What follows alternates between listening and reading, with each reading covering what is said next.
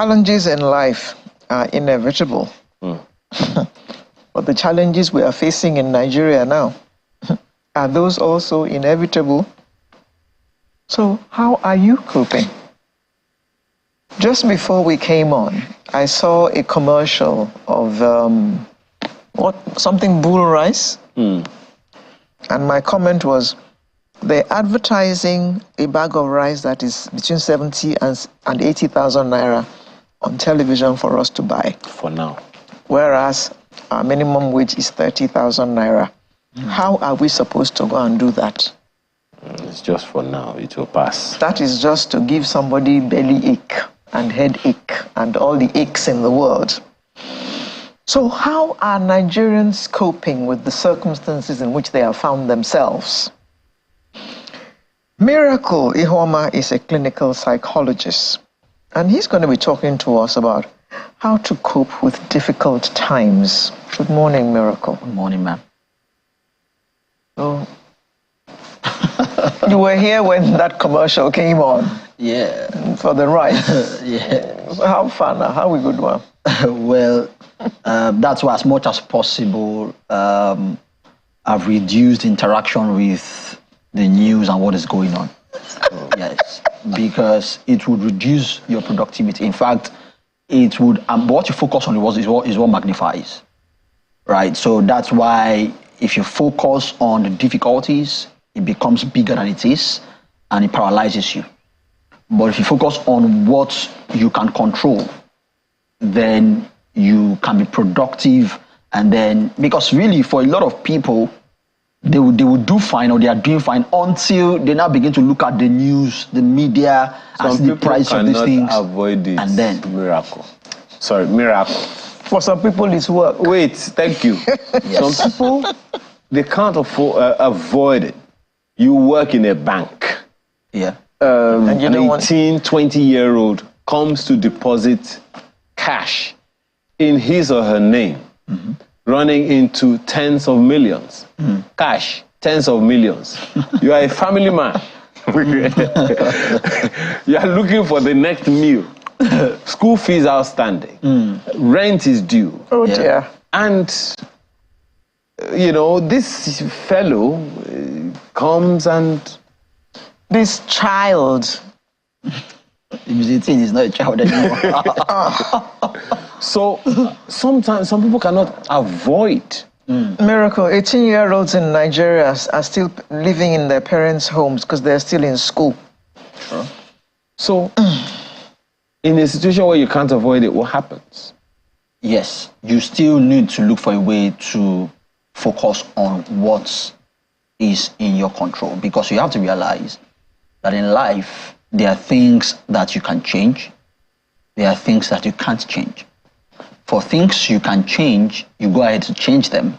For things you can't change, you have to change how you're thinking about them. So for instance, there's no way I can influence the dollar to the naira. I can't influence when rain falls or when it doesn't fall. So what I can do is to change how I'm thinking about that situation, because I can't change it. So I have to focus on what is in my control and leave what is not in my control to God or to forces that, control that particular thing or those particular things, right? So why it is really not easy, and it's more in the faces of some people than others, we still need to look for a way to focus on what is in our control. And of course, there are other ways we can cope with the difficult situation right now, which includes living in the moment, living in the present. And that's very important, because a lot of the times people want to live in the future or in the past. But the past is past, the future is yet to come. All you have is right now. So stop living in what has happened in the past. Stop thinking about, what is going to happen tomorrow? How am I going to survive? Live in the moment, relish the present, enjoy the moment. When you take a meal to eat, enjoy it, live in the present, right? That would help you to, really cope with a lot of the anxieties and things that are going on. Another thing is put things in perspective, because for a lot of the times people overblow things and we blow things out of proportion sometimes. What I mean by that is, now sometimes people can begin to even personalize these things, say things like, you know, I can't survive in this season. And really, if you look at it, is it true that you can't survive? So you need to put things in perspective. Or my life is over. Your life is not over. You know, this is not permanent and this is not personal. So you need to know that it's not personal and it's not permanent. It's definitely going to change. This is not the first time things have been difficult for a nation or for people, and hopefully it's going to pass. And even if it doesn't, you would always cope, because if you can survive 1 million sperms, you know, and then win the race of becoming the person to be born, then you can survive, you know, whatever challenge that you are being faced with right now in Nigeria. A miracle. That analogy is something else. Can a person develop resilience? Can a person become, for instance, become more resilient now than they were, say, 3 years ago? Yes. Yes. How does one develop that? Yeah, so resilience can be developed. And it's developed through changing your beliefs, because the reason a lot of people are not resilient is because of the beliefs they have about life. And sometimes it's as a result of their upbringing and that's why parents need to do better. You can't just give your children handouts and give them, quote unquote, everything they want without making them understand that life doesn't always work that way. Because if you give your child everything they want at every time they want it, then they will develop a perception about life that I can get anything I want anytime I want it. And when they go into the world and then realize that, oh, I can't get everything I want whenever I want it, they break down, you know, and then they're exposed.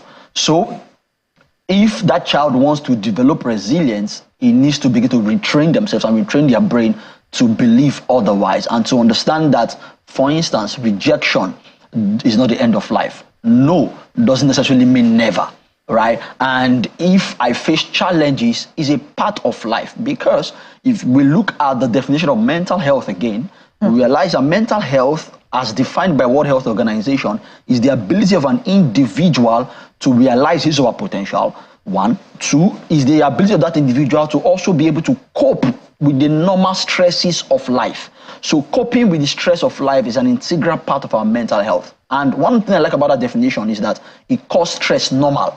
So stress is the constant K of life.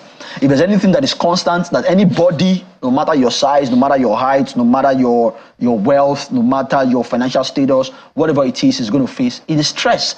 So the only solution to not facing stress is to exit this world. As long as you are here, you're going to face one form of stress. Yes, you will look for ways to avoid certain stress. You will look for ways to cope with some, but we will all be faced with stress. So what is more important is how we cope with stress, even more than the stresses themselves.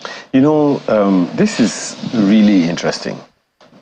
But to many people, resilience is a word from the dictionary, full stop.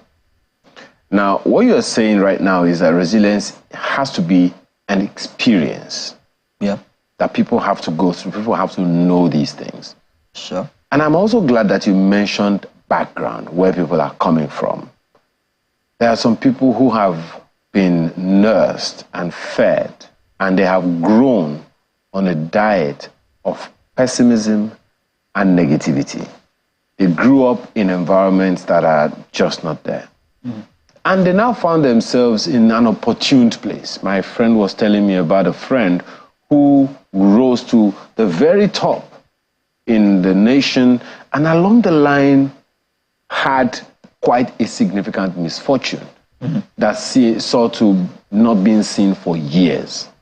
For such a person to come out, and there are many watching us right now, many businesses have collapsed, and their children are not living the way they used to live anymore. Shame and allied forces, they are really attacking quite a number of people. Lifestyle changes have happened to them. Sam Adeyemi said when he was going through his own, his meal pattern was 0 corn 1. 0 corn. 1. So the corn was not categorized as No, meal. 0, no food in the morning. You know, we had 0, 1, 0, 1, 0, 0. His own is 0, was 0, corn, in the morning, 1. corn in the afternoon, and dinner. Wow. Many people, a number of people may have deferred to that. There are those who, their meat used to be like a feast, but now it's just like the tip of a nail. cube. So, how does such a person build resistance? They didn't see it coming. A year ago, the dollar was not close to what it is now. True. So, how do people build resilience? Our concern here, as you have identified, is mental health balance. We don't want to lose lives simply because things are difficult. We want people to still be able to tell their stories of how they went through it after now. How they survived it. Yes. So that's it's really pathetic, and it's affected everybody, right? And I empathize with every Nigerian, including myself, because we are in this together. When you called me yesterday, I was just laughing over the phone, and things like that. So I would say a sense of community is very important at this time. We need community as much as possible. And that's why I tell people that we must build communities within communities. So in that school that you are, the classroom or the department or the class that you belong to, build a community out of it. In that family, build a community out of it. In the workplace, build a community out of it. We must begin to build communities and support structures for times like this. Even if not for anything, for moral support. Especially because you're not going through it alone. Alone, yeah. Okay. So there is that community of interest in that sense, and then we can all provide succor. We can all provide that support for each other. It's important that you don't get isolated in this time, and then you reach out to other people like minds. And then reach out to other people who are also going through the same thing, as well as the same way you are expecting other people to reach out to you. Reach out to other people as well. Know how they are doing. Let them know you're praying for them. Let them know that you are there for them in case they need anything. And if there is any way you can support in case you are a bit more well-to-do than somebody else, because they call it less privileged. It means that there is somebody out there who is less privileged than you are right now. So you want to support in the little ways that you can. Sometimes it is not just about what you're giving, it's about what you are communicating, what you are giving. Because even if what you're giving is not sufficient, you are letting them know that I have you in mind and I am rooting for you. That's what that communicates. So it's important that you reach out to people and then help people every way that you can, morally, financially, and otherwise. Because we all need each other right now more than ever before. And we will surely get through this. Miracle, in your practice, are more people coming in because of as a result of the times that we're in? And what kind of issues are they coming to you with? All right. That's a very interesting question. And the plot is a bit dicey in the sense that, a lot more people are going through mental health challenges now. But then a lot more people can no longer afford it. Because therapy is expensive. It is. It's not cheap, right? So relatively, right? Because I don't like to use the word expensive, right? It's relatively, expensive. So it's dicey. So people who can afford it, of course, are coming forward to access therapy. And a lot of the issues are surrounding, it's a bit diverse. But one thing with therapy and with counseling and the trends is that it is seasonal, and the season affects the type of cases. For instance, a lot of the cases in February were relationship issues, marital issues, and things like that because of so it was typical of that month. And right now, yes, we are seeing a lot more people who are dealing with depressive symptoms, anxiety because of the times. And there are a lot more people, like I said, who really want to, but they can't afford it. Of course, we try as much as possible to do pro bono for the ones we can, right? But of course, we can't do pro bono for everybody. Because that's also my source of livelihood. Exactly. You don't want to need a therapist. Exactly. You have to buy that bag of rice. Exactly. So okay. Yeah. To the community that you spoke about, please be as clinical as you can. What role should families play? A major role, actually. Families. Don't forget, I said should. Yeah. Because sometimes family is the stressor. Exactly. I said sometimes. Why are you looking at me like that? You know, sometimes in some cases, for some people, family is the fact that, you know that you're going to get a call, get a text, stuff like that, you know. And then you feel bad that you're unable to help and all of that. Then there is the role of friends. We'll come to, there are three of them. Yeah. Friends. Yeah. But talk to us first of all about family. Yeah. I believe that the reason why God created, or the family was created in the first place, was primarily for support. All kinds of support. Physical, spiritual, emotional, or otherwise. Because that's why, because family sends a signal that you're not supposed to do life alone. That signal is sent, even though a lot of people don't understand the purpose of the family. The purpose of the family is primarily to create a sense of support, financially, emotionally, morally, and otherwise. And it's very important that families play that role, especially in such a time as this. So families need to step up to their responsibility and begin to make sure that we are supporting each other. We are holding each other by the hands and all of that. I know community is missing a lot in families right now as a result of technology, because a lot of people within the family feel more connected to people online than even their families. And we need to begin to change that narrative. It is why there is a rise in mental health challenge, because we are losing community to individualism. We are now promoting a lot of individualism, and if you look at it, it is why it looks like for a long time Africa was a place of resilience, because we had a sense of collectivism and we grew in communities. You know, everybody raised everybody, everybody knew everybody, and that was our strength. But right now we are losing that gradually to social media, to individualism and things like that, and that's affecting our mental health negatively. So we need to get back to that and begin to function in the way family was created in the first place. And how about friends? Because that's another, that's supposed to be another community, right? Yes. And there's something that I heard from John Susan, a veteran broadcaster years ago, that there is always a public. And in every public, there are small publics. Yeah. So in your committee of friends, there are still those smaller silos of friends. How should people structure their friendships now in a way that it doesn't stress? Yes. So I tell people that he who doesn't have friends is not so much better than he who has bad friends. Oh dear. Try and be nice. Yeah. Your name is Miracle for a reason. And that's the truth, because when you don't have friends, even though a lot of people pride in it, I don't have friends, it's not a good thing. Because you're supposed to have friends. You're supposed to be able to have 1, 2, 3 people that you can confide in, that you can talk to, that you can be vulnerable with, right? And that's what even Solomon Jesse in ancient history talked about when he said there are friends that are closer than brothers. Because we all need those type of people in our lives.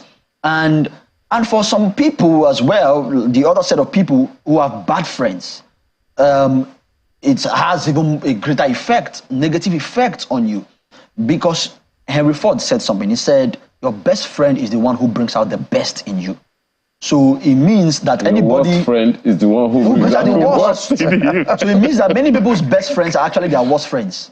They are foes, not friends. So you really want to make sure that, okay, the friends you have around you are people who are bringing out the best in you, especially right now, so that you can maximize your potential and go through, because some friends are weights, you know, they're not helping in any way. So you want to do an audit, right, this period, and make sure that, okay, the friends you have, you know, pass the test of friendship, really. And then if you don't have friends at all, you want to really reach out to people who are like-minded, have like values and beliefs, and get them into your circle because you need friends at this time. So you have to necessarily, what you're saying is you need to audit your friendships. Exactly. So you know, okay, this one is for this purpose, that one is for that purpose. You know the ones you put in your bedroom, the one you put in your kitchen, and the one you put in your toilet. Okay. How about faith? You know, I said there are three. Family, friends, faith, now faith. What does data say about the role of faith, any religion, any faith at all, in coping with difficult times? Yes. So faith scientifically has been proven to have a significant positive effect with resilience or coping with difficult times. And it looks like people who have faith tend to thrive more in difficult times than people who do not. And it is logical, because look at it. I believe that there's a higher power. I believe that there's somebody who is called God, who is looking after me, who is looking over me, who would make sure that, you know, I get sorted out no matter the challenges I go through. And then there is somebody who doesn't believe in that, who believes that whatever happens to him is as a result of faith, not faith. And whatever happens as a result of his own efforts or, you know, just natural circumstances that happen. Who is most likely to go through a difficult time? It will most likely be me, because I believe that no matter what happens, there is somebody who is going to take care of me. So this one doesn't believe that. Belief is a significant It's a significant role. I play a significant role. So faith actually has, in fact, when it comes to even suicidal ideation and people who, you know, kill themselves or die by suicide, research has proven that it is more difficult for people of faith to actually die by suicide than people who don't have faith. Or people who do not believe in a higher power, right, called God. So faith has a significant role to play at this time. And of course, if you are out there, you know, I don't want to tell you what to believe, right, because this is not a religious show, but that's what research shows, that if you have faith, you are more likely to actually thrive during difficult seasons like this. Okay, so what is your last word now to Nigerians who are watching us now, who are thinking that this challenge we're facing now, this not being able to pay school fees, not being able to pay rent, not being able to feed the children, these things are going to last forever? Please talk to them and encourage them one way or another. Yes, so in addition to what I just said about faith, another thing that is very critical and very important in thriving in difficult times is what is called locus of control. Locus of control are two types. We have internal locus of control and external locus of control. Internal locus of control talks about the belief that whatever happens, you know, to me is actually determined by my internal qualities. And then external talks about what happens to me is determined by external factors. Now, people who usually thrive during difficult times are people who believe that they can actually change their situation based on the things they focus on. Why people who believe on the external focus of control, locus of control, are people who, you know, tend not to thrive as well as those, you know, who have internal locus of control. So what I'm saying in essence is focus on the things you can control and, you know, do away with, get blind to the things that you cannot control. You cannot control the price of dollar to the naira, except, of course, you are the president and people within that space. You cannot control when rain will fall. So don't focus on that. Focus on what can I do, my mental health, self-care practices. I can, you know, exercise more. I can eat more nutritious meal. I can call a friend and interact with them. I can, you know, pray to God and believe, you know, that things will get better for me. Those are the things that you can do, and those are the things that you should focus on. Very important. Clinical psychologist Miracle Ihoma, thank you for coming to give us these words of encouragement today. I think right now everybody needs some kind of encouragement because. And in case you lose it, in case you lose what happens to those who lose their faith? If you talk to somebody really, because you, of course, because it is the same people. Talk to Miracle Ihoma. It is the same people that made them lose the faith in the first place. You can't do life alone. Talk to somebody, really. Gain some perspective, from somebody else. Most likely a professional who can help. You haven't told us how music can help us to cope with difficult times. We'll talk about that one another time. Sunrise will return with the home stretch in just a moment.